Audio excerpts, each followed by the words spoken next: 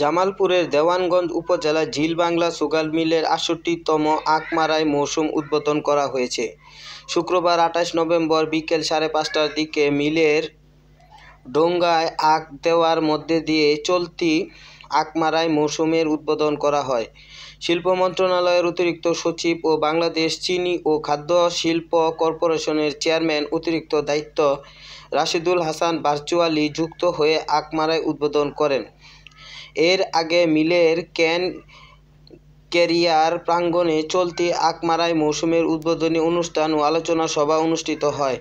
আখ মাড়াই মৌসুমের উদ্বোধনী অনুষ্ঠানে সভাপতিত্ব করেন মিলের ব্যবস্থাপনা পরিচালক এমডি মোহাম্মদ তরিকুল ইসলাম। অনুষ্ঠানে বিশেষ অতিথি হিসেবে বক্তব্য দেন চিনি ও খাদ্য শিল্প কর্পোরেশনের পরিচালক ইক্ষু উন্নয়ন ও গবেষণা আব্দুল আলিম খান, চিনি ও খাদ্য শিল্প কর্পোরেশনের প্রধান সিপিই জেবুন নাহার ফেরদৌস, দেওয়ানগঞ্জ মডেল থানার ভারপ্রাপ্ত কর্মকর্তা ওসি নাজমুল হাসান, দেওয়ানগঞ্জ উপজেলা বিএনপির সাধারণ সম্পাদক আব্দুর রশিদ সাদা, ইসলামপুর উপজেলা বিএনপির সাধারণ সম্পাদক নুরুল ইসলাম নবাব, সহ-সভাপতি শ্যামল চন্দ্র, পৌর বিএনপির সাধারণ সম্পাদক আতিকুর রহমান সাজু, উপজেলা জামাতে ইসলামীর আমির মৌলানা মাহবুবুর রহমান, জিবাচিক ওয়ার্কার্স ইউনিয়ন সাধারণ সম্পাদক শওকত উর রহমান সোহাগ, সাবেক সভাপতি মোহাম্মদ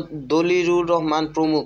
প্রসঙ্গত, মিলটি গত ২৪-২৫ মাড়াই মৌসুমে ৭০ দিনে ৬০,০০০ টন আখ মাড়াই করে চিনি উৎপাদন করে ৪,২০০ মেট্রিক টন, চলতি ২০২৫-২৬ মাড়াই মৌসুমে ৮৫ দিনে ৭১,৫০০ মেট্রিক টন আখ মাড়াই করে ৪,৯০০ মেট্রিক টন চিনি উৎপাদন এর লক্ষ্যমাত্রা নির্ধারণ করেছে মিল কর্তৃপক্ষ।